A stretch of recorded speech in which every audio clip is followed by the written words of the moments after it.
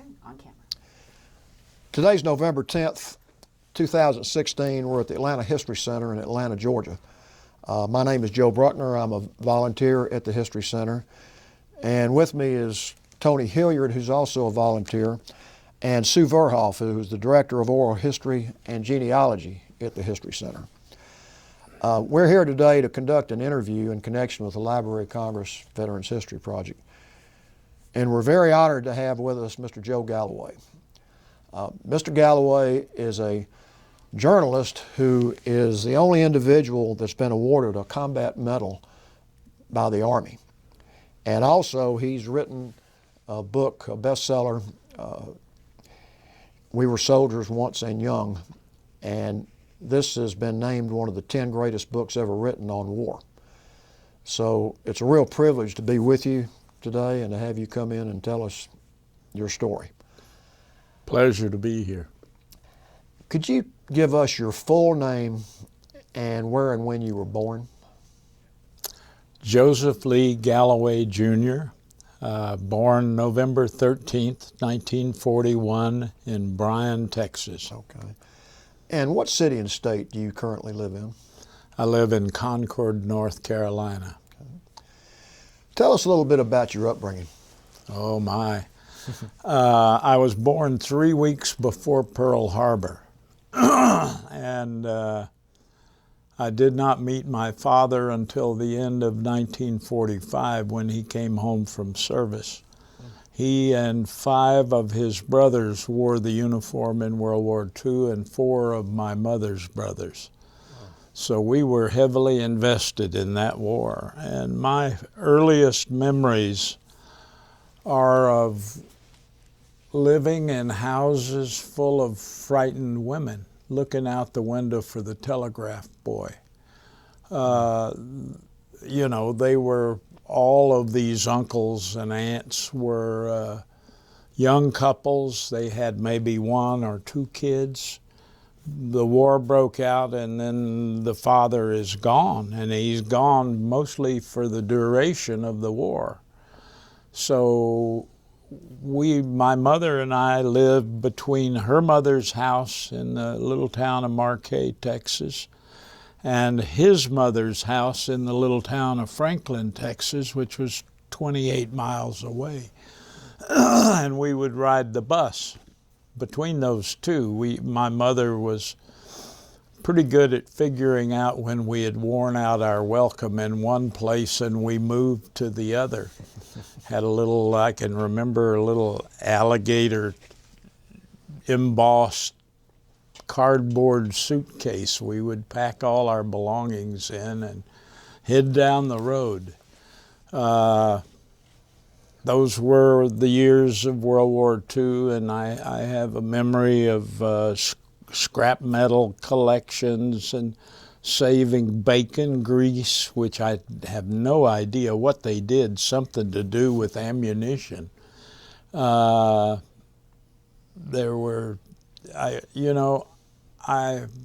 remember my mother, they only gave you, the ration book only had 1 coupon for a pair of shoes per person per year.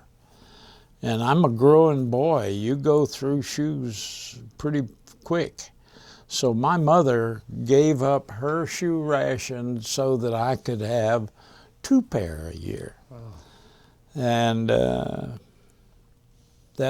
my father was earning $21 a month in the Army, and he gave us an allotment so that we got $18 of his 21. He lived off of $4 a month. That bought his cigarettes, I guess. It was interesting times. Do you remember specifically when your dad came back from the war? Oh, I remember it like it was yesterday. He came back and he came up on the porch, and he had the little overseas cap he was wearing, and I wanted that cap, and I was begging for it. And he took that cap off his head and he threw it out in the yard, and I ran to get it. And when I got back, Mom and Dad were in the house and the door was locked. So they got busy making my little brother. But it was interesting times, interesting times. My dad worked at a couple of jobs, took a course at A&M, and took a job with Humble Oil Company in South Texas in a little town called Refugio. And my mom and I loaded what furniture we had by then and on the back of a pickup truck, and drove down in the winter to join my dad. He had found a place he could rent. It was in the oil boom town, and places to live were very hard to come by. So he was down there living in a rooming house for a good while until he could find an apartment to rent. And we joined him, and I went through 11 years of public school in that little town and graduated from a high school there in class of 1959. Before we move ahead, I want to ask you a question about your father and your uncles. Did your father and or your uncles talk about their experiences in World War II? Not much, not much. Now, my dad did not go overseas. He was scheduled to go with the division, to the Army division, to the Pacific Theater. And they were almost literally lining up to get on the boat when they came through asking if anyone could type. And he could type, and they pulled him out of the line. And he spent the war at Fort Ord, California, and he finished up as a tech sergeant. The other uncles, they were all over the place. One was Army Air Force, and he flew in the Pacific, New Guinea, and all those places. My mother had one brother who was in the 101st Airborne and was wounded pretty badly in Europe in the Normandy campaign. And the rest of them, I think, were just, one was in the Navy. The youngest brother of my dad managed to get in the war like in '44. And was on a Navy ship that was hit by kamikaze pilots off of Okinawa. He survived that. Most of them made it home, one shape or another, but they got home from it okay. And boy, were they in a hurry to get on with life and living. Mm-hmm. But they didn't talk about it much. Didn't talk about it hardly at all until I came home on leave from Vietnam. And I remember my Uncle Jiggs, who had been a pilot in the Pacific, and he never would talk about it. In fact, he was kind of really nervous around crowds, and he considered a family reunion a crowd. I mean, he would disappear out the back door into the woods and stand around smoking and walking. And I came back from Vietnam. I didn't like crowds much myself, and I walked out there in those woods, and for the first time ever, Uncle Jig started telling me about his service and what he saw in the New Guinea campaign and things like that. But they didn't think it was worth talking to you if you didn't understand what they had gone through. And I understood that a whole lot more when I had gone through it myself. I'm sure you did. So what did you do after you got out of high school? I went to college for 6 weeks. And those 6 weeks stood me in good stead. I was the campus stringer for the local daily newspaper in Victoria, Texas, the Victoria Daily Advocate. And to me, it was a junior college, and to me it just seemed like an extension of high school, and I'd had that right up to here. So I just turned 17. And I was begging my mother to sign the papers so I could enlist in the Army. I wanted out of South Texas, I wanted out of Texas, and I wanted out of school. And I finally browbeat the poor woman to the point where she said, "Okay, I'll sign." And she and I were in the car on the way to the recruiting office, and 2 blocks away, you pass the newspaper office, and my mother, one last gasp attempt, said, "Joe, what about your journalism?" I said, "Good call, Mom, stop the car." And I got out and I went in, and I knew the managing editor, a fine man named Jim Reck. And I said, "Mr. Reck, you wouldn't happen to have a vacancy for a reporter?" And he said, "Well, as a matter of fact, I do." And he hired me on the spot, $35 a week and a free subscription to the newspaper. And that saved me from the Army. I'd have probably been in Vietnam carrying a rifle and stripes on my shoulder, I guess. Now, you've got an experience, I believe, when you were much younger where you got into journalism. Oh, too. absolutely. It's not like I just woke up one morning 17 and wanted to be a reporter. When I was 9 years old, I traded my old bicycle to an uncle for a 1912 Remington Typewriter. This is one of those square things about yay high and yay wide and weighed about 50 pounds. And I got my dad to bring me a box of carbon paper.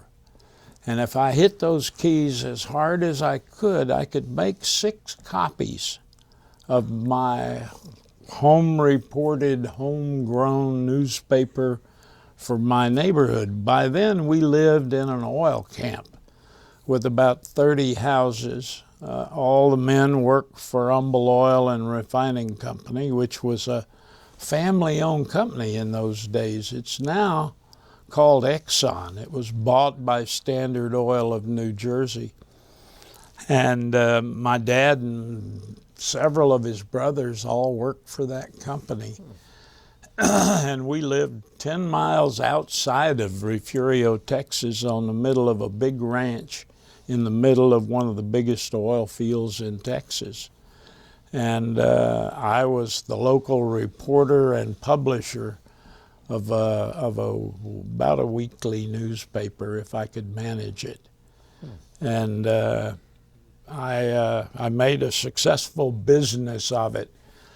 Back then, it was a real popular Christmas gift for kids, was a little printing press that you set rubber type on this thing, and you could run these. Boy, you could run them off a lot quicker than I could type them. And some kid would always get one of those for Christmas. And he'd make a newspaper, and then he'd get tired of it. I would sell him my newspaper subscription list. I'd already collected the money, and he would have to fulfill the subscription and not have any money, no operating cash. And he would get bored and he would quit after a week or two, and then I would start it up again. So you weren't just a journalist, you were a businessman too. Dang right. And it worked. Yeah, obviously. But it was a lifelong interest. I worked on the school newspaper, first running the mimeograph machine. You remember those? Yeah. I can still smell it. Yeah. And then as a reporter and writer, and I had very good, almost great English teachers and journalism teachers. really encouraged me to that. And at the end of a long life, I have to say I wouldn't change a thing. Sure you wouldn't. A lot of us are glad you did what you did. So after your mom Saved me from the Army. Yes.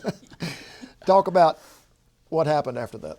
I went to work on the daily newspaper. I worked, they generously called it 5.5 days a week. What it was 6 days a week. I think I had Tuesday and half a day Sunday off.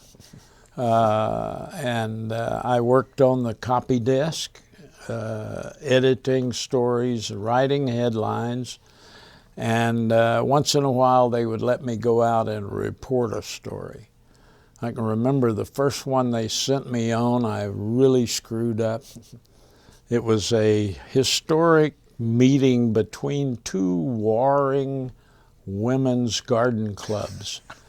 And they were going to come together and peacefully agree to work on planting oleander plants down the middle of a highway.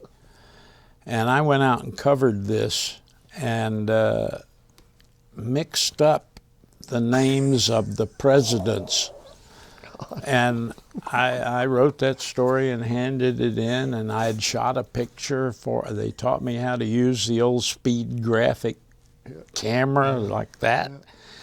And I walked in the next day, and I could always tell when Jim Reck was mad because his neck got red. And he was sitting there, and he had about 5 cigarettes burning at once in his ashtray. And he didn't even look at me. He just muttered. And he muttered, "You really screwed that one up, Galloway." I've had every member of both women's garden clubs on the phone to me, explaining to me who their president is and is not. I thought my career was over before it began. But I survived and moved on. It was a very good place to learn. I had either side. I was flanked by older guys who had been in the business a long time. One was a fellow who had made it all the way to the New York Times and then drank his way all the way back down to a small daily in South Texas, and then dried out, but was still a very flamboyant writer and reporter. And on the other side was a very solid, excellent reporter, thoughtful man who had been the managing editor of an even smaller paper that earned a Pulitzer Prize with the great Box 13 scandal in South Texas when Lyndon Johnson stole his way to Congress into the U.S. Senate. There was a mysterious Box 13 in Alice, Texas, that somehow caught fire in the basement of the courthouse as the Texas Rangers were on their way to check it out and see if it really did vote 133-2 in favor of Lyndon Johnson, and it was going to put him in the Senate, and did. Wow. Because the ballots all burned up before the Rangers got there. So that guy is sitting there on one side, and a more solid citizen you couldn't imagine, and then this flim-flam man on the other side. I got an education out of the deal. So you learned how to deal with sort of both ends of the spectrum. Yeah. And both of them were good journalists in their own way. So I have no one to blame it on. I'm self-educated. I was always a reader, read 5-6 books a week, and have ever since I was 10 years old. and still do. Well, that had to really help you as a journalist. 'Cause Absolutely. You cannot understand what good writing is until you understand by reading. I used to hire people for UPI in Los Angeles, and I would say they'd come in with all their clippings, and I would tell them, look, somebody else could have written that and put your name on it. As far as I'm concerned, I don't want to see your clippings. I want to see your library card. And if you don't have one, get out of my office. That tells me more than anything. What was your first experience covering a situation outside the country, whether it was a war or another issue? Or Well, my first assignment outside the United States was in 1964, after browbeating my bosses for a couple of years trying to get to Vietnam. They finally agreed to transfer me to Tokyo, Japan, and put me to work on the Asia desk.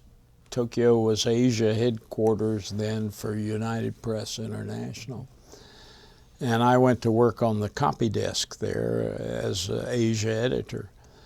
And but when I was leaving the States, I went to see my old mentor, Harry Truman, former president of the United States, and told him I was going, and he said, well, you're going to Tokyo, you're going to Japan. When you get there, I want you to go take a look at that Hiroshima place.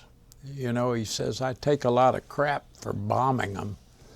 I want you to go look at it and be my eyes and ears, and let me know how they're doing. So in the early spring of '65, I went down, took a photographer, and went down to Hiroshima, and called on the mayor and the governor, and did the whole town, and wrote a report to Harry Truman. I found, of course, it was a very prosperous town now, and all of the damage had been repaired long since. what was his? Oh, excuse me. Oh, go ahead. What was his response, or did he comment on what you reported? He didn't comment. I didn't hear back from him. I sent him the report just so that he would know, and wrote a story about it. But he wanted to know what the people thought about him. And the mayor of Hiroshima was a socialist, and he said, well, Mr. Galloway, he said, we people of Hiroshima, we hold no grudge against Mr. Truman, but we do wish that he would quit saying if he had it all to do over again, he'd bomb us again. Mm-hmm. And I happen to know that the mayor, as a young man, had worked as a clerk in the post office in Hiroshima. And the night before it was nuked, his boss, he'd been working long hours, and his boss said, you know, Yoshi, you look tired. Why don't you sleep in tomorrow morning? And he lived about 10 miles outside the city. And when the place got nuked, he was not there. He was home asleep. And it saved his life, of course. Wow. And I said, Mr. Mayor, if Harry Truman had it all to do over again and the situation was exactly the same, you better sleep in again.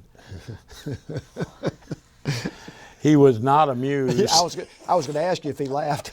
He did not. The interview was over at that point. But Harry Truman's just a remarkable man. I first came to know him when my first job outside Texas was Kansas City.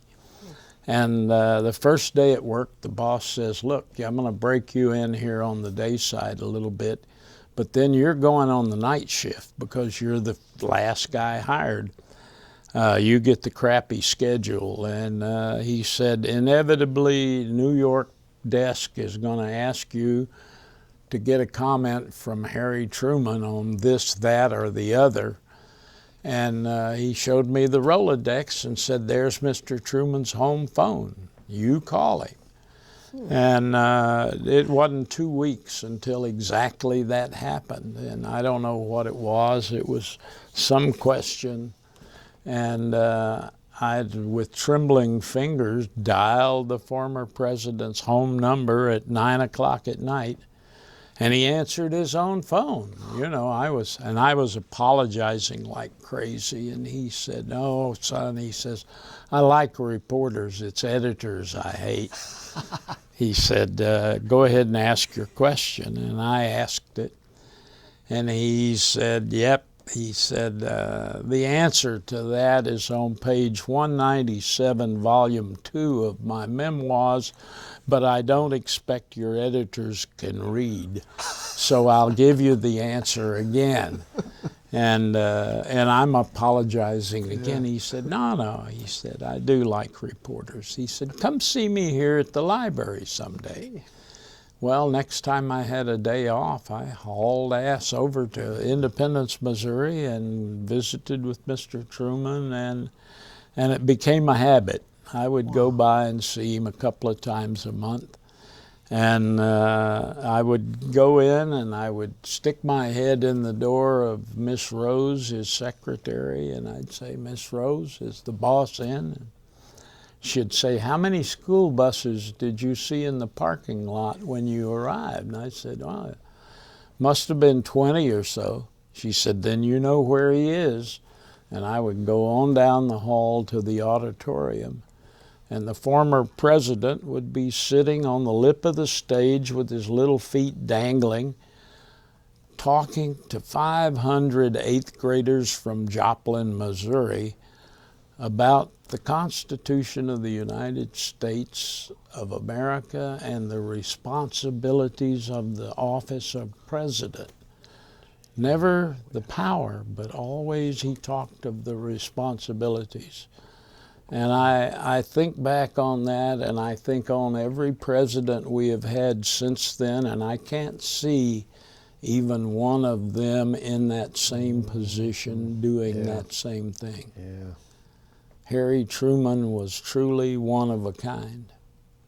He was a man of the people, and he never thought of himself as anything but. And he spent many a morning in that auditorium talking to a bunch of gawky kids. So his image as a regular guy is accurate, right? Absolutely. Absolutely. What an amazing experience for you. Oh, you have no idea. I was covering, Mr. Truman was doing a speech in, I believe, Dodge City, Kansas, on the 24th day of October 1962. And because I was a friend of his, there'd be 6 or 7 reporters in the hall of the hotel suite. He would send somebody out to bring me in. And I was sitting there in the hotel room with Harry and Bess Truman, John D. Montgomery, the Kansas Democratic chairman, and myself, when the phone rang and Mrs. Truman answered, and I can hear her voice. Hello? And she says, Harry, it's the White House calling for you. And Mr. Montgomery and I offered to get up and leave the room, and Harry said, no, sit down. And it was Jack Kennedy calling to declare the Cuban Missile Crisis. He was giving Truman a heads up that he would be on TV within the hour making this speech. And we waited there with him and watched him critique Kennedy's speech. Can you Now, tell us a little bit about what he said? You know, that's pretty heady stuff for a kid who's 20 years Yeah. old. That really is. Yeah. Was he positive about Kennedy's speech? Negative? A little bit of both? No, absolutely positive. And hammering the arm of his chair when Kennedy said that he was invoking not the Monroe Doctrine but the Rio de Janeiro Treaty. And Harry's saying, George Marshall and I wrote that treaty for exactly this reason. Golly. And point by point, Truman was making his points along with Kennedy. Boy. You have no idea. I left there, I mean, we were trembling on the brink of nuclear war. Yeah. And I had, one of my uncles was, he flew as engineer on a aerial refueling Strategic Air Command ship, a tanker. And he flew out of Salina, Kansas. And I had to drive through there on my way back to Topeka from listening to Kennedy's speech. And he was gone, and so was every airplane there, and so was every airplane at Schilling Air Base in Topeka. And all of those, both of those were SAC bases. And later my uncle told me that every B-52 we had was either in the air or on the ground at Thule, Greenland, which is where he and the tankers were sitting. And they were cocked, locked, and ready to rock. Wow. And we came so close. We came so close to nuclear war right then and there. I'm not sure that many people know how close we got based on the way you're describing it. I don't think they do. I don't think they do to this day. Gee. That's a fascinating experience. Okay, it's 1964, and let's start there with your first trip overseas. You were starting to talk about that, but the Harry Truman experience is just fascinating. Yeah. No, I spent, as soon as I got to Tokyo, I asked the boss there, I said, I want to go to Saigon. I want to go cover the Vietnam War. Oh, he said, you know, I just sent a second American to Saigon. We'll never need more than that. And I knew better, but I just thought I'll hide and watch. And I worked on the Tokyo desk, you know, writing all of the China stories, and all of the copy from Asia came through to be edited, rewritten, shortened, lengthened, sent to New York. And that's what I did for a few months. But then things got hot. March of '65, the first Marines landed in Da Nang in South Vietnam, and the pressure was on. My boss was having to send people in temporary duty so he could cover this. And finally he just said, okay, you're going, get on the plane. And early April of '65, I was on the plane to Vietnam, got there, took a couple of days to get the accreditation cards and everything, and got on a C-123 milk run flight that went all the way, stopping at every town and every base in Vietnam, and got to Da Nang. And I was in the war. I was in the war so quick I had not even gotten to the black market to buy fatigues and boots. I was wearing chinos and loafers, and I even have a picture of myself on my first combat operation. I got to Da Nang, and I had my clothing in a Samsonite suitcase my mother had given me for high school graduation. And this very excited dark-skinned gentleman came running up, and he said, "You are Mr. Galloway?" And I said, "Yeah." And he said, "Oh, I am Henri Huet, UPI photographer. You come with me." And I said, "What about my suitcase?" And he said a rude thing about my suitcase and put it in the aerial squadron terminal and drugged me onto a C-130, and I didn't know where we were going or what's happening. And we flew to Quang Ngai City, and we got off. And if you've ever seen somebody stuck a stick in an anthill, it was like that. People were just going every which way, and there was a sense of panic in the air on this little airstrip. And Henri ran over to a helicopter and talked to this guy, and then he waved at me, and I went over and got on this helicopter with him.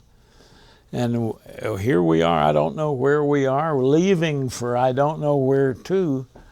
And we flew out of there about 10 minutes on this Marine CH-34 helicopter, which is Korean War vintage, shaking, I mean, give you a real massage. And we flew out of there about 10 minutes, and we circled. And I'm looking out the open door, and there's a hill, not very high hill, in the middle of a rice paddy, a big rice paddy, like so. And we landed on top of that hill. And the guy shut the chopper off, and there was dead silence. And we got out, and I looked around, and there were probably 200 little, they weren't foxholes, they didn't have time, they were just little indentations. And there was a man lying in each one like he was holding a rifle, except there was no rifle, and that man was dead. And they were all dead. They had been overrun, and all of them were killed by the Viet Cong. And what we were doing there was the crew chief of that helicopter needed help. We had to go man to man until we found the 2 American advisors and recovered their bodies and brought them back to the helicopter and brought them home. And that was that's the only reason that guy let us on that helicopter, was he needed help carrying the bodies. And it was a shock. It was a total shock. And and to that moment, my knowledge of war was limited to John Wayne movies, for God's sakes. Yeah. But now I saw the reality of it. I saw 200 dead Vietnamese, and I saw 2 dead Americans, and I looked at their faces, and I carried their bodies. And I looked at them all the way back to that base on that helicopter, and they didn't look like John Wayne to me. Mm-hmm. And, in the movies, you're dead, you get up after they turn the camera off and you're okay, but not in a war. You're still dead. And we got back to that town, that base, and it was getting near dark. And Henri told me, he said, "Look, they're so scared up here that all the Americans leave at night and fly back to Da Nang. But if we stay the night, we'll get a start early in the morning and we'll be ahead of the AP." I said, "Sounds good to me, Henri." And we went over to spend the night at the MAC-V, was the advisor compound. We went over to that compound, and there was a tall, skinny, totally exhausted Army captain standing at the gate, and he said, "Boy, am I glad you guys decided to stay here tonight. We have been on 24/7 alert for the last 5 days, and I need some sleep, and you guys are going to guard the base tonight."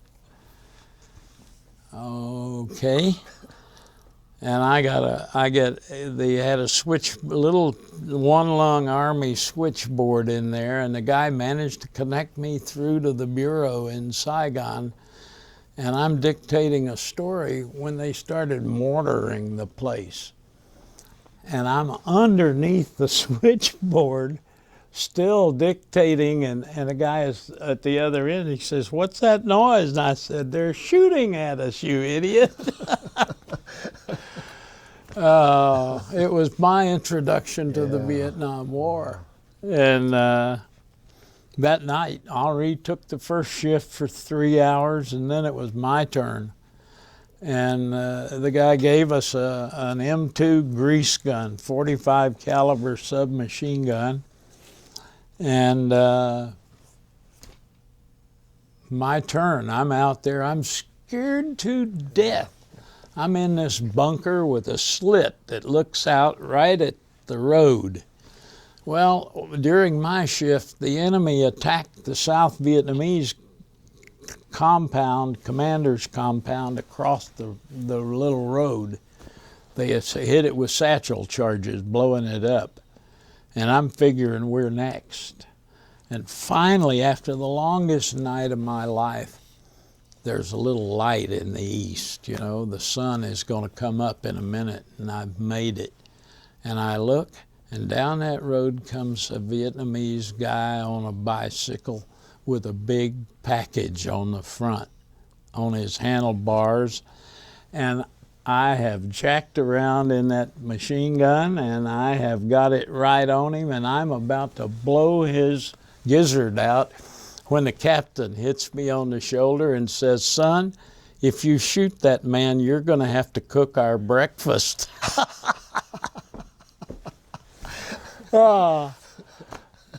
He was the cook, and our breakfast was on his handlebars. I tell you, you know, you can't make stuff like that up. Well, you learned a lot in about 24 hours, didn't you? It didn't take long, you know. It didn't take long. My next introduction was one of the Americans who had been in Saigon for a good while by then, Ray Herndon. He was also a Texan. Came up to Da Nang to introduce me around, and he took me out to see the Vietnamese ARVN Corps commander, who was a 4-star general, Nguyen Chan Thi by name, Thi. And later he would side with the Buddhists in an uprising and be exiled from the country. But at that time, he was truly the warlord of the northern part of South Vietnam, and Herndon took me in to introduce me to him, and he was a very blunt-spoken guy, and he looked at me and he said, "Are you Americans here to stay? You know, you've come in here and you are pushing us aside, and you're saying we're taking this war over." He said, "You know, we've been fighting this war for 20-odd years, a long time, and now you say you're going to take it over.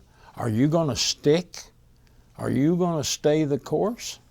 Because if you decide next year or 10 years from now that you're going to cut and run, when you leave, there are going to be people shooting holes in your helicopters, and it's going to be me and my troops." And I looked at him, I said, "General, that's way above my pay grade. I don't know who you think you're talking to. I'm just a kid reporter. You need to be talking to somebody else." That said a lot when he said that, though. It meant a lot. He said a lot, and I thought about him. He was exiled.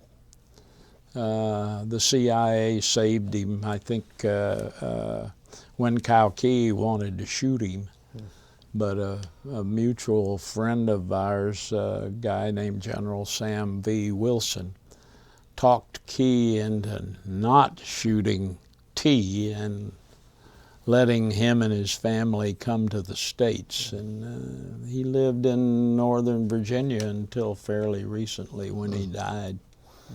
But, you know, I began then to understand something of just how complex the history and society of that place and those people was. And we had no business being there. We were getting ourselves in the middle of a civil war with a people we didn't understand, that we were, if anything, contemptuous of. Your average American GI just looked at them as gooks and didn't understand who they were, what their history was. And I don't think you should go to war against anybody without really knowing those things. Why are you willing to take it upon yourselves to change a people and a country by violence if you don't know what they are, who they are, you don't know their language? This is foolishness. Yeah. So I pretty early on decided that there was just no way we could win this thing, no matter how much force we brought against them. Just look at that Ho Chi Minh Trail.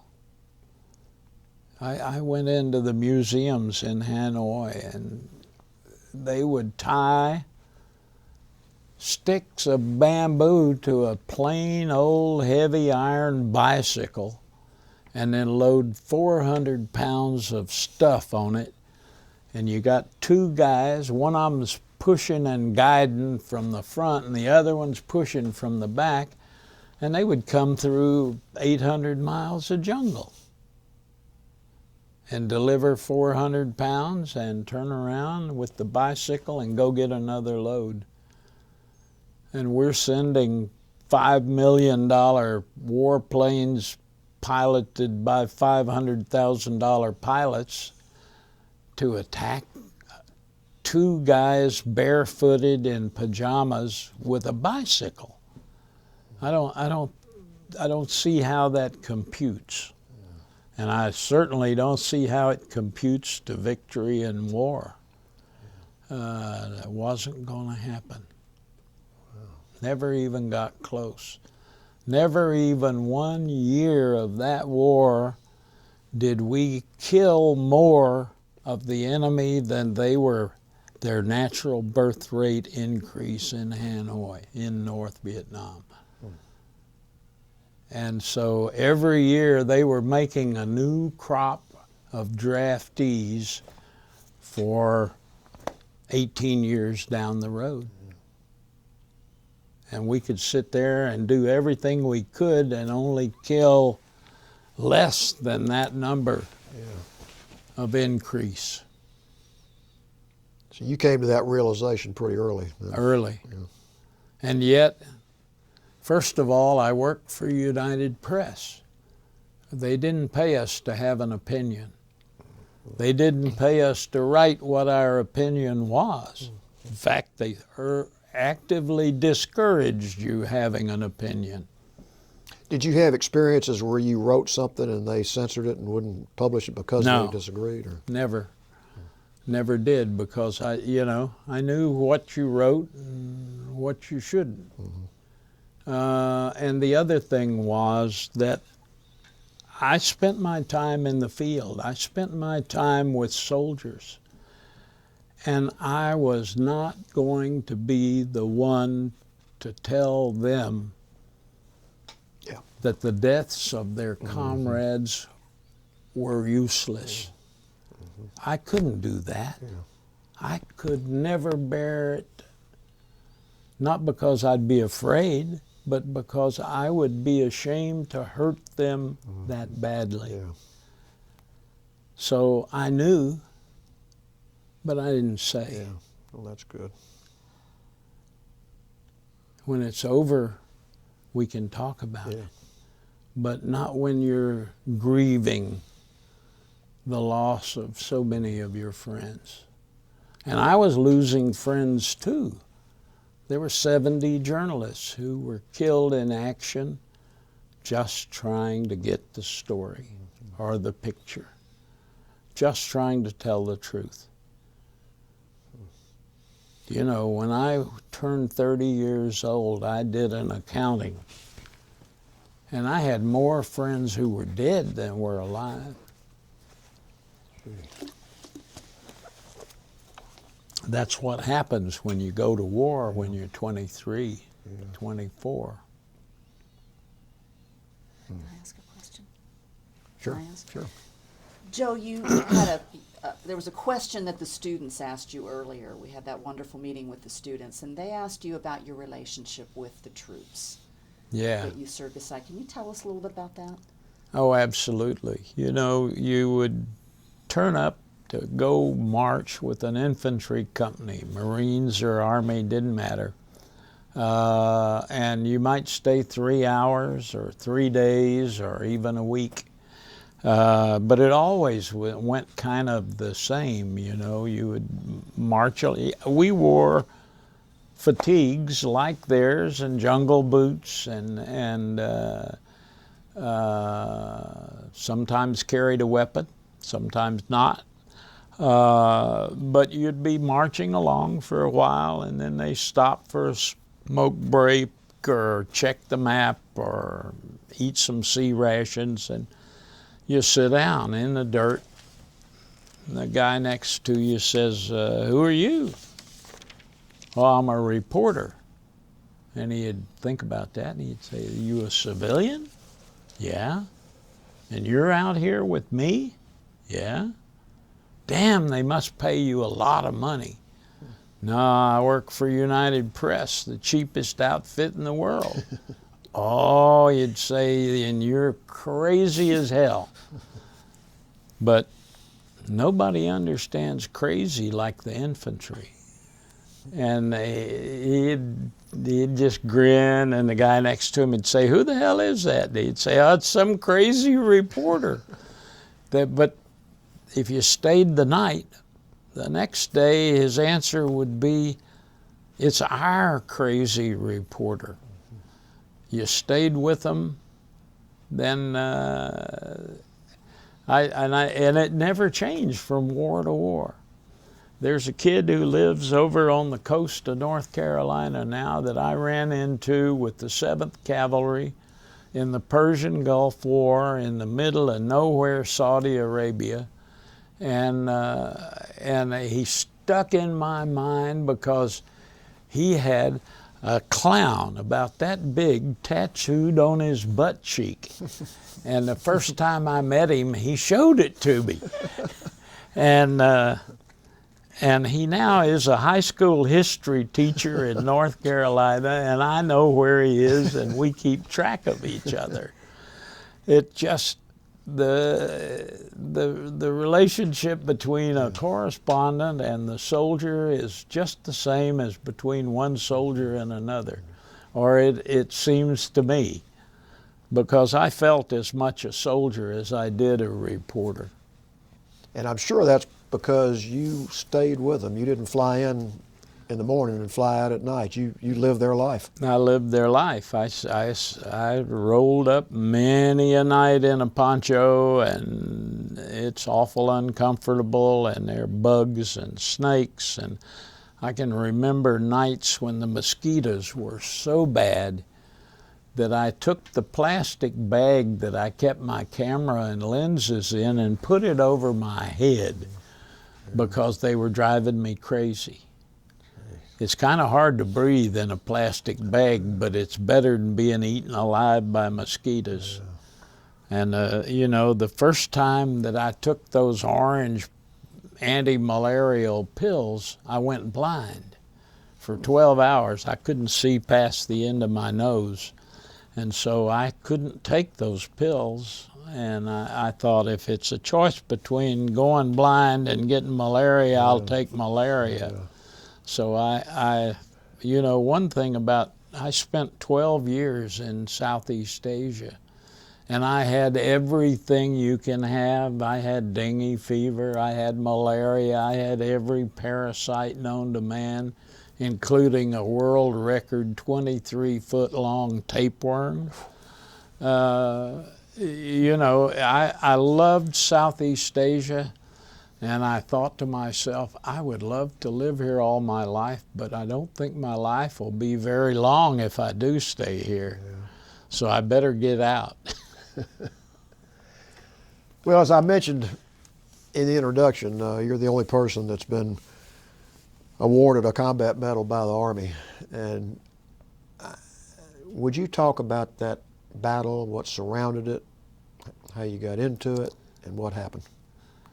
Well, it's a long story, and it really starts in mid-October of 1965 with the laying of a North Vietnamese Army siege against a little special forces camp called Play Me up in the Montagnard country in the Central Highlands. And in that camp were a dozen Americans on an A-team, Special Forces A-team, and maybe 100 or 125 CIDG, they called them, irregular defense force, Montagnards, people that were hired on as mercenaries by the Special Forces. And that place fell under siege, and they shot down 2 or 3 helicopters and a couple of Air Force fighter planes, shot down a B-57 Canberra, for God's sakes. And they closed the airspace. Well, the Special Forces sent a reinforcing team in, led by a guy named Major Charlie Beckwith, a fellow out of Georgia, out of the University of Georgia, a football player, a Special Forces guy. Later would go on to found the Delta. And Beckwith and his little team from a B-57 detachment, they called it. They were specialists in going across the border into Laos and Cambodia.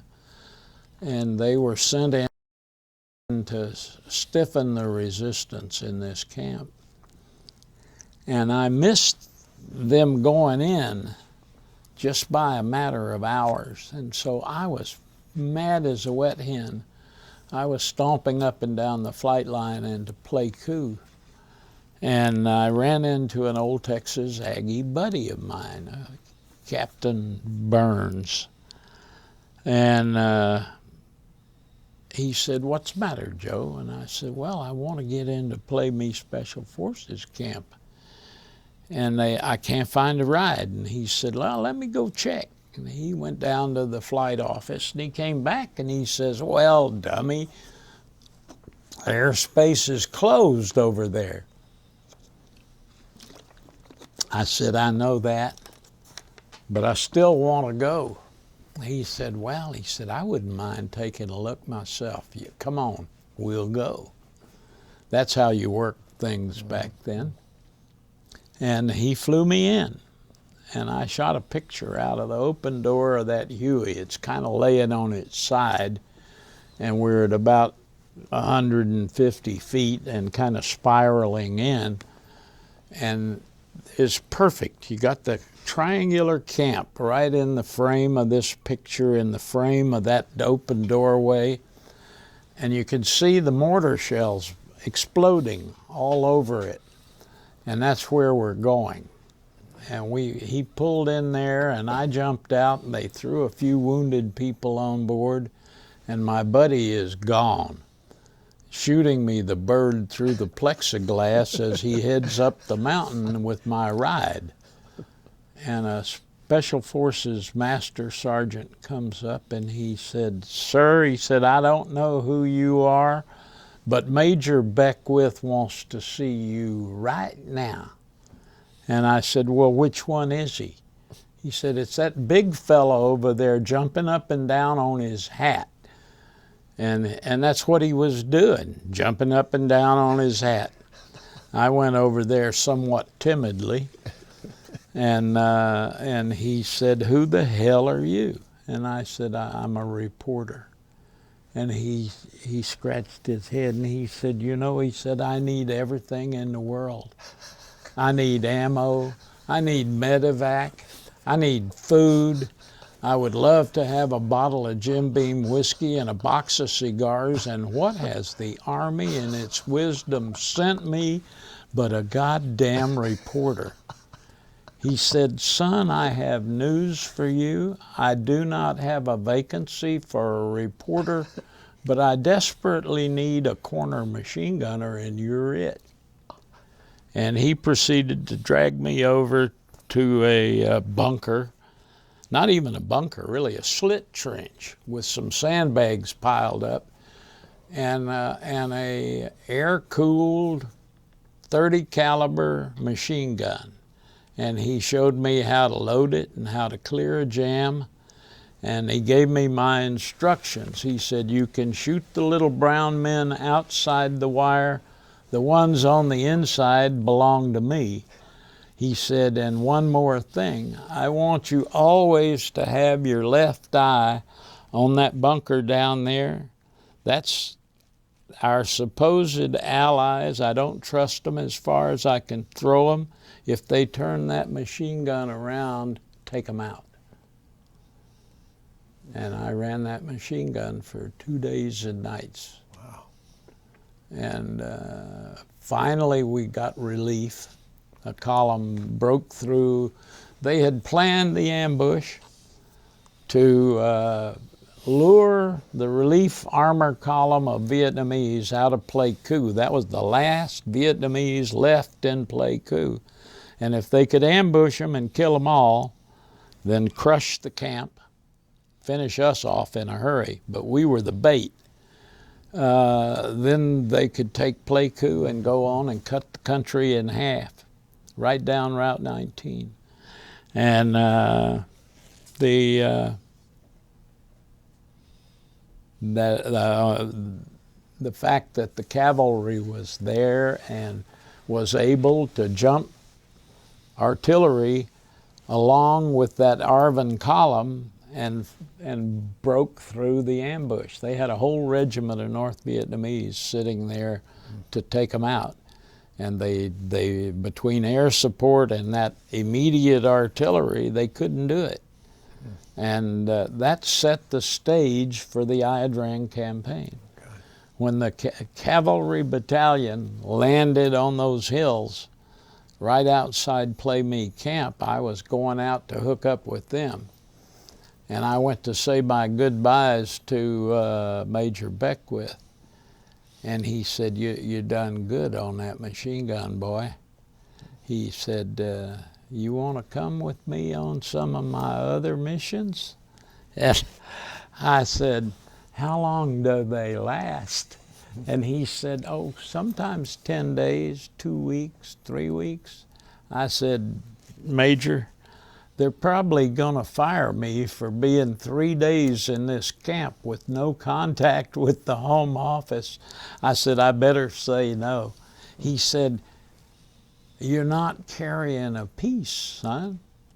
I said, well, technically speaking, in spite of the use you've made of me these last 2 days and nights, I'm a civilian non-combatant.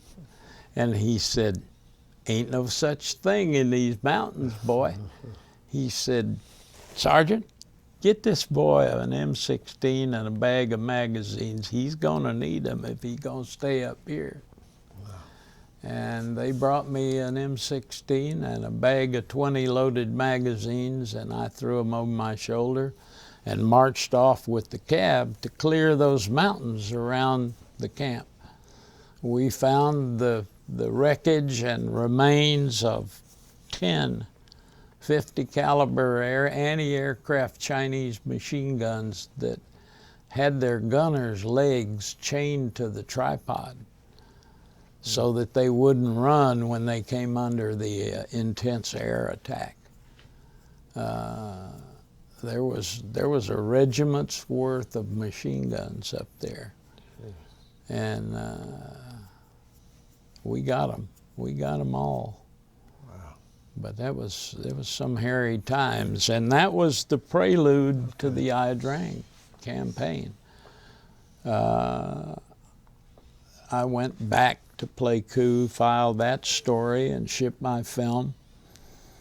And then I came out to a place called the Kateca Tea Plantation, which was where the Cavalry Brigade had just set up to run their operation. Hal Moore's battalion and one other battalion, 1st and 2nd of the 7th Cavalry, and then later they added a 5th Cavalry battalion to it.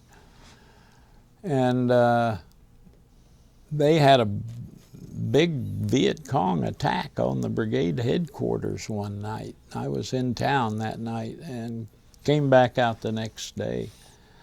And boy, they had a close run thing. We had artillery, and they were charging across an open airfield, dirt runway, and here came the North Vietnamese and the mostly Viet Cong out of the rubber plantation. They cranked those howitzers down, and they had plenty of beehive rounds, and they ate them alive because they had practiced attacking a certain way, and they hadn't counted on those artillery pieces. And once they've rehearsed it, they just keep doing it until it works or until they're all dead. Yeah. And in that case, they were all dead. They just charged into those howitzer barrels, and you can't do that. It's a deadly operation. Anyway, that set my feet on the way to landing zone X-ray on the 14th day of November, one day after my 24th birthday. I spent that night under a tube bush in a foxhole I dug myself with a company of infantry that were guarding the regiment, the brigade headquarters. And the next morning, Hal Moore's battalion air assaulted into this clearing at the foot of the Chupong Massif, which ran 12, 14 miles back into Cambodia. So it was a natural highway for infiltration. It was full of limestone, and it was full of caves that were easily dug, and the enemy was in there.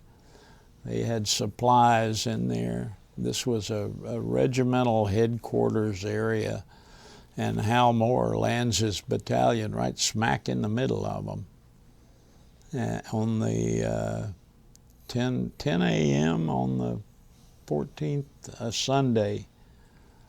Never forget it, November. 1965. Right? 1965. And I was on one of the lift helicopters taking the company out of Kateca to go to X-ray, and I had slipped onto the helicopter, and along came an officer, and he had a medic with him, and he kept looking in helicopter after helicopter, and he came to the one I was on, and he looked in at me and said, "Who the hell are you?" And I said, "I'm a reporter." And he said, "I need that seat for a medic. Get the hell off that helicopter." So I got thrown off and didn't regret it a bit. They needed a medic more than a reporter. And the brigade commander said, "Don't worry about it. It's probably going to be a long hot walk in the sun, and if anything happens, I'm going out there. So you just hang right here." Well, they no more than landed than all hell broke loose, and the radios went wild, and the colonel comes storming out of his tent And I just fell right into his slipstream and went right to his command helicopter and got aboard. And we flew out there, and it wasn't hard to find. There was smoke was rising in the air 5,000 feet, and it was straight to it. We were circling overhead. The colonel wanted to land, and Hal Moore very much did not want him landing there. He was telling him on the radio, "Colonel, you land that command ship with all those antennas down here, and you're going to be a bullet magnet. And I guarantee you're going to have to walk home because your bird won't fly when they finish shooting it up. I got 2 birds already on the ground here." And the colonel was arguing a bit, but losing the argument. We were circling when they shot down a A-1E Sky Raider. Went in right below us, streaming 100 feet of fire from his belly. And I had the cans on my ears, and they were yelling, "Anybody see a shoot? Anybody see a shoot?" And I watched him, my side of the helicopter. I watched that bird go right in the jungle, and I clicked the mic and I said, "No shoot, no shoot." He rode it in, and he's still there. He's still there, Air Force captain. Had a wife and 5 kids. Some years ago, they went to his wife and said, we've located the wreckage and we can do a recovery of remains." And the wife said, "Look, the Air Force has taken care of putting all 5 of my kids through college. He was very proud of his service and what he was doing, and he rests in a place of a historic battle. Leave him in peace." That was her choice, and he rests there today. Wow. And I can see that plane going in just as clear as day. And the colonel wasn't going to land, so he dropped me at the fire base about 5 clicks away where the howitzers were providing fire support. But I still wasn't there. It took several hours more, and I recognized Hal Moore's 3, his operations officer, Matt Dillon, captain, went hurrying by, and I grabbed him. I said, "Matt, I need a ride in there." He said, "Well, I'm going in as soon as it's dark with a load of ammo and water, but I can't take you without the old man says so." I said, "Get him on the radio." And I followed him into the tent, and he got on the Prick 25, and there's Hal Moore on the other end. He's telling him what he's bringing and when he's coming. And he said, "By the way," he said, "that reporter Galloway, he's here and he wants to come in with me." And I'm listening close, and Hal Moore says, "If he's crazy enough to want to come in here and you got room, bring him." I had my ticket to ride. All I had to do then, by now there's Peter Arnett of the AP and 4 or 5 other reporters are in that fire base, and they've been wanting to ride too. And all I had to do then was hide from them until it got near dark, and they caught a ride back to Pleiku where they could get a cold bunk and a hot meal, and I got a ride into the pages of history. As soon as it was dark, I got on a helicopter piloted by Colonel Bruce Crandall, then Major Crandall, and we flew into landing zone X-ray just at dark, just before moonrise, and there I was. Truly a the worst, bloodiest battle of the entire 10 years of the Vietnam War. 242 Americans killed in 4 days. 300 wounded badly in 4 days. All told, 305 Americans killed in the operation. You know, there's been a lot written about this, but this is an opportunity for people to hear about it firsthand from somebody that was there. Please talk about that to whatever extent you want to, and what you think people ought to know about that battle. Well, most of what you need to know about the battle you could find in the book and in the movie. The movie is maybe 75% reality based on the book, 25% Hollywood BS, okay, which is the reverse of normal for those guys anyway. Yeah. But the very meaty details of that battle are in page after page, 440 pages of our book. And it's very detailed too. We put our hearts and souls and everything we could find about that battle, about the men on both sides, the commanders on both sides. 2 trips to Hanoi to interview the enemy commanders. What was that like? That was, first of all, we hadn't done that. We fought 2 wars since World War II. The last time we were able to do that was with World War II, and only because the German generals were in our prison camps, and they had to answer our questions. This was, the first trip we virtually forced the door open. I forced the door open. They were not willing participants. And they had said that they would give us a visa, and the general and I got to Bangkok and picked up our photographer, and then the embassy kept saying, we have no authority from Hanoi to give you a visa. And I was getting furious because U.S. News was picking up the bill for 3 of us in a hotel in Bangkok, and it was getting very expensive, and there was going to be no product at the end. I didn't like that. So the guy at the embassy, the Vietnamese embassy, said, why don't you go see this Australian businessman here in Bangkok? He has very good ties to Hanoi, to very high up people in Hanoi, and maybe he can explain it.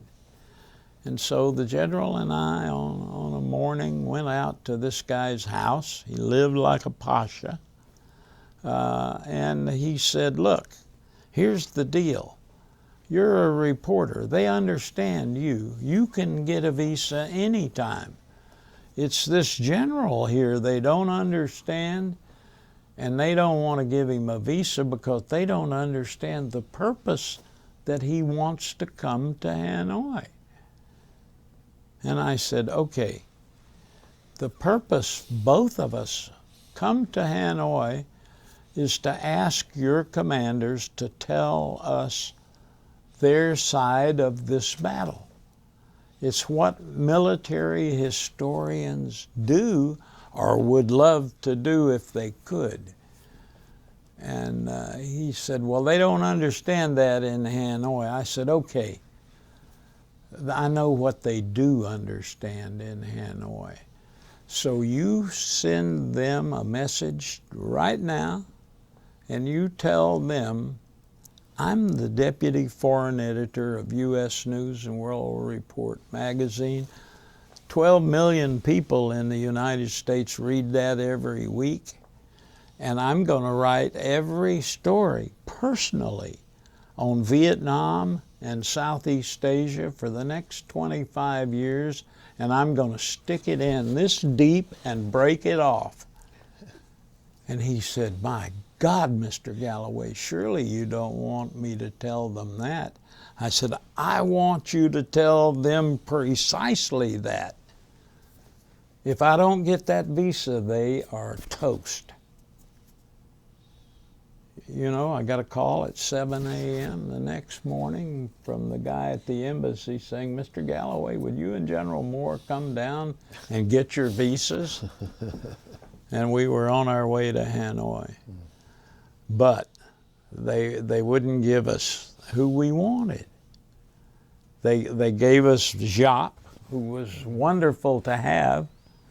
They gave us the chief of military history, who had been on the battlefield, which was wonderful, but they wouldn't give us the actual North Vietnamese Army commanders. But with the two that I got, I could make a cover story on the 25th anniversary of the battle. Yeah. And it's interesting because that story convinced Hanoi that we were exactly what we said we were, and our purpose in being there was precisely to accurately quote what they said and to tell the story of this battle. And they decided that was as much in their interest as it was in the other side's. And so that article got us the contract to write the book. And we were in the middle of writing that book when a cable arrived from Hanoi and said, if you and General Moore will come back to Hanoi, we will give you the North Vietnamese commanders who fought against you. And so we debated a little bit and said, we got to do it. There's no not doing it. We got on a plane and went to Hanoi, and they put us in that same little ratty guest room hotel in the center of the Defense Ministry compound in Hanoi. It's like being put in a residence in the center of the Pentagon. We were in the very belly of the beast. And we would go in and sit down with General An. I think I taped 7 hours of interview with him, 6 hours with General Man, Chu Hui Man, the division commander. And these are guys who went on to, General Man became the commissar of the People's Army of Vietnam and a member of the Politburo. General An rose to 3 stars and was the commander of their equivalent of the Army War College. When the Chinese attacked and seized that mountain inside North Vietnam in 1970, I want to say 3, 4, something like that. Right around that area. Right around then, maybe it's 76, I don't know. But they came in, they invaded Vietnam, they seized this mountain, and the Vietnamese had done a couple of counterattacks that got beaten back. They grabbed General An out of his college duties, his war college duties, and his staff, and sent him up to the border and said, you better take that mountain back. And he told us about doing that. They did. So we were given exactly what we had asked for. And that we came back. It was, by now, it was October, and we were supposed to hand the manuscript in by Christmas. So here I am. I've got half a book to write, and I've got all this new material to feed in. So we were burning the midnight oil 7 days a week. Finally, we had it done. We got on the train to New York from Washington. The general was staying at his son's house at night, but I was keeping him up till midnight. He described it later. He said, now I know what it feels like to be work on a plantation in the old days, and you're the slave driver. He said I chained his leg to my dining room table. But Well, it paid off. that it did. That it did. We took that box with the manuscript in it up to New York and walked into their senior vice president and chief editor and plopped that on his desk. And Hal Moore looked at him and said, "We have brought you the heart of the buffalo." And this book editor was horrified. He thought blood was going to be leaking out of that box.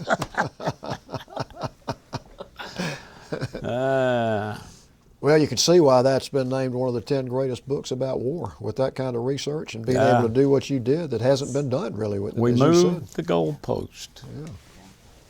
One of my general friends, we printed up probably 300 copies of the manuscript, and I very carefully placed it with people that knew what they were going to be reading and would be able to start the buzz. Oh. And the reaction was overwhelming. Yeah. I knew we had it. Yeah. I told General Moore, you know, this is going to change your life. Mm-hmm. He said, how do you mean?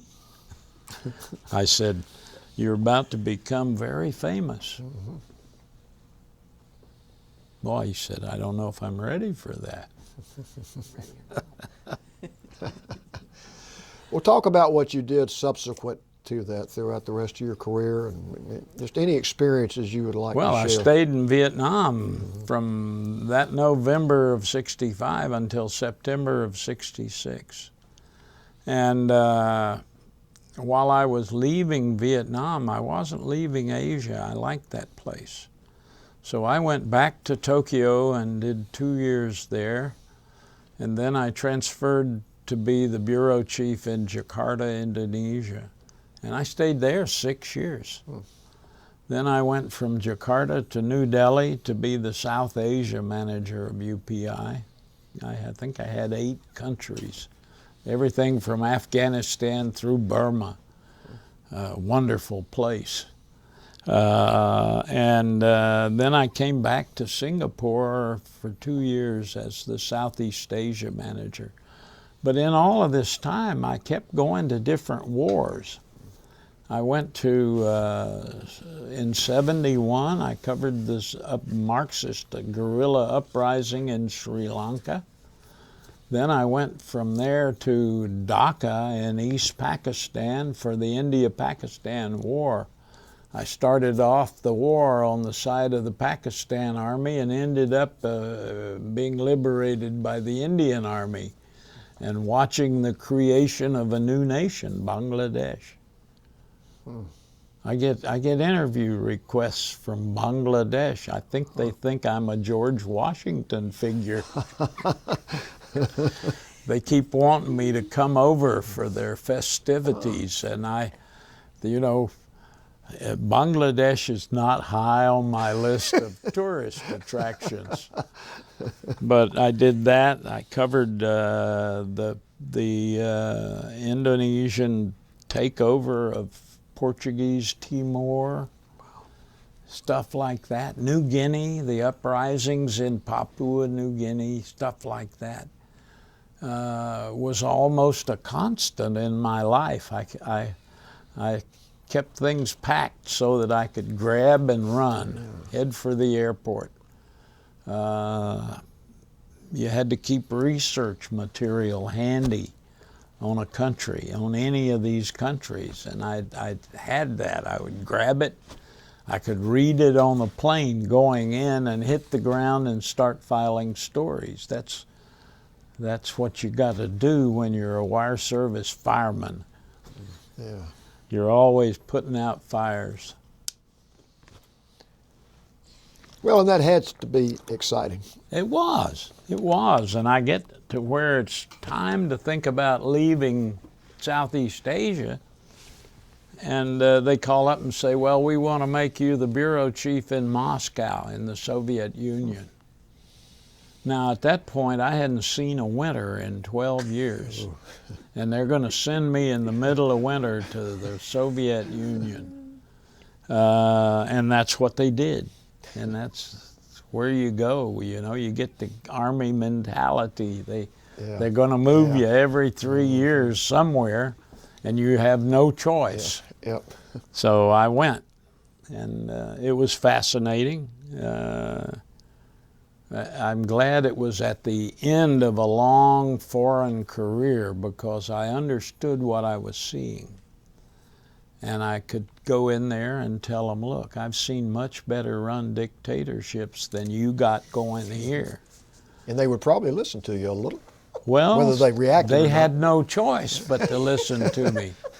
What I understood going in was that anything they did to me as the UPI bureau chief in Moscow, we were going to do to the task bureau chief in Washington, D.C. And while I was not a professional spy, he was a colonel in the KGB. And the Russians never make stupid trades. And I knew that, and they knew I knew that, and I hammered them every day. And they could stand there like a jackass in a hailstorm and take it. I had fun. You got to have some light amusement in a place like Moscow, and there's not much to be had. That was a culture shock, I guess, after the places you had been previously. Well, it was. You know, it's 52 shades of gray. And I gather that it's much improved in some ways and much worse in others, but it looks to me like it's still run by the KGB. Whatever they call that form of government they've got. It's a mess, and it was a mess then. It's easy to believe that all of the intelligent people ran away in 1917, and that all you got left are a nation of potato farmers. Wow.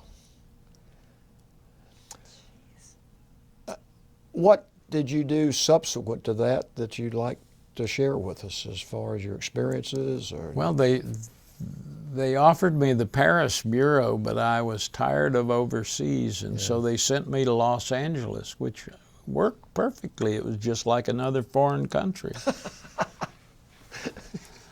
Had a hard time finding the visa office, but other than that, I had a couple of years for UPI in Los Angeles, and then I switched over to be the West Coast editor of U.S. News. And that was different, very different. First of all, they paid me real money. UPI never did. And I never cared, because I was living overseas and living off my expense account, and whatever pitiful salary they paid me I could put in the bank. And I worked in Los Angeles for 2 years for them, and when my savings were gone, I had to find a real job. After only 22 years with United Press International. And I left and went to U.S. News, did 2 years, and then was called back to their headquarters in Washington, D.C., and did a senior editor job for a while, and then a senior writer job, which was much more fun. And I got to do all kinds of things. Very great pleasure, and I left that and did a one-year tour as a special consultant to General Colin Powell at the State Department. I was sworn into government service on the 10th day of September 2001. And I was standing in line at the badge office at State when they flew the planes into the Pentagon and the World Trade Center. And the world turned upside down. I spent that next year writing speeches and articles for Secretary Powell. He's one of the finest men I've ever worked for. Then I went to work for Knight Ridder newspapers in D.C. as their senior military correspondent. And they gave me a weekly syndicated column so I could finally begin taking revenge.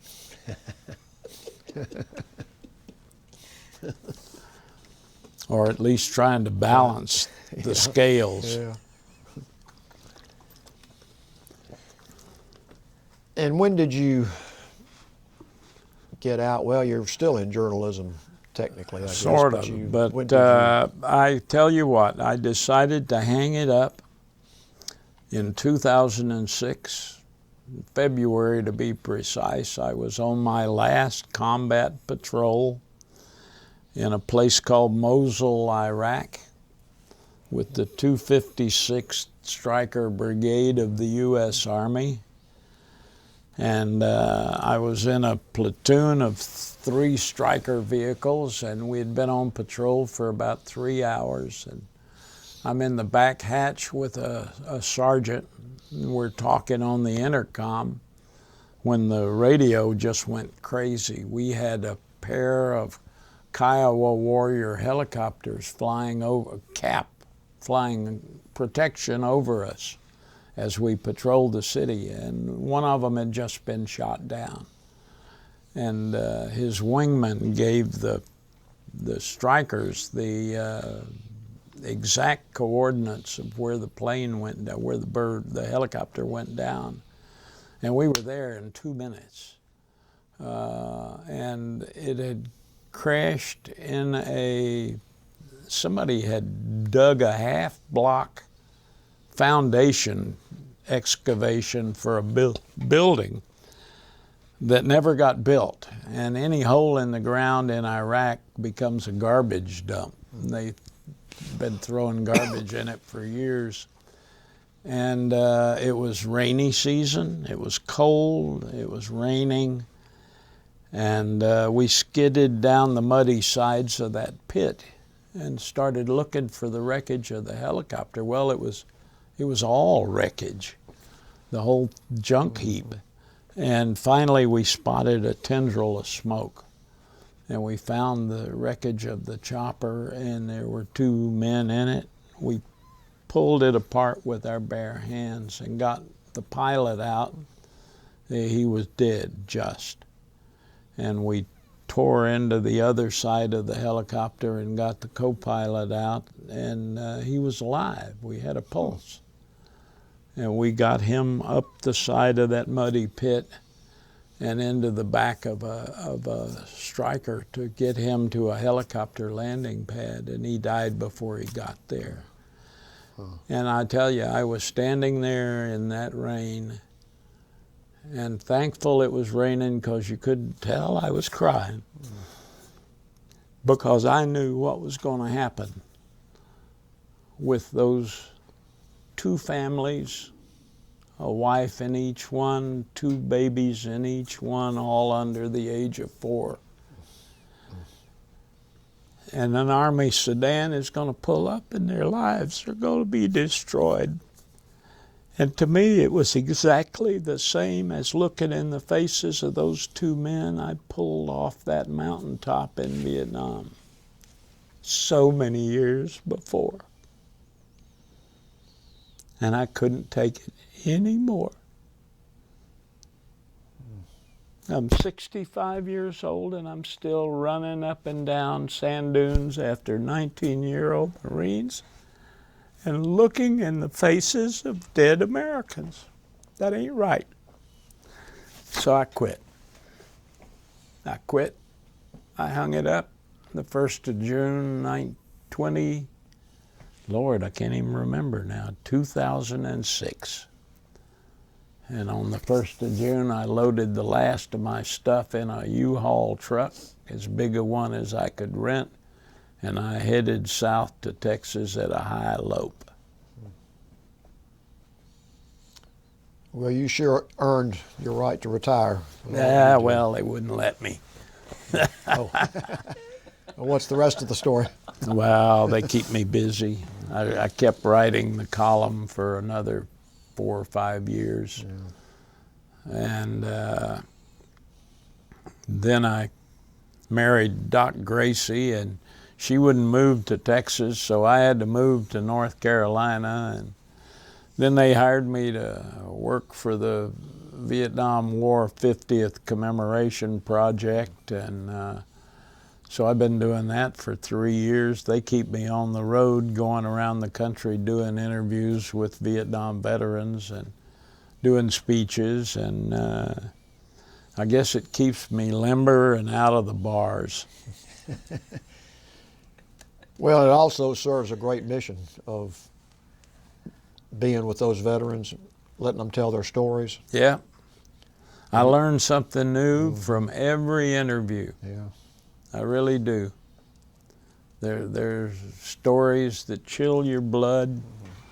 There's stories that make your heart glad. Yeah. It's all different, but you learn something from every one of them. And they probably learn something from you every time. Oh, Lord, I don't know. I ain't supposed to do that. Sue, do you or Tony have any questions? No.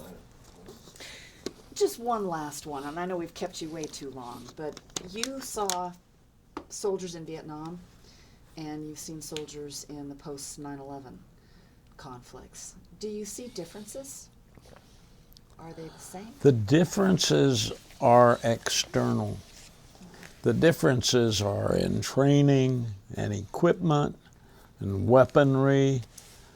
You know, there's not a lot of doubt that the modern equipment is better than the old stuff. But that's not what makes a soldier. Soldiers' hearts are what you look for and feel, and those are unchanged. They're unchanged through 6,000 years of recorded history. Soldiers do what they do out of a selflessness and a willingness to give without hope of reward. They do it for their family, they do it for their country, but most of all, what I found is they do it for each other. The man on the left, the man on the right. And that's unchanged and unchanging. They're going to always be willing to step up and do it.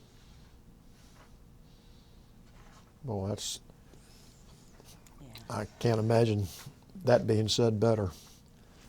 Is there anything else you would like to say? No, I think I've covered just about the whole waterfront. Well, I want to thank you, number one, for sitting down with us and telling your story. And I want to thank you for what you've done for the country and for veterans.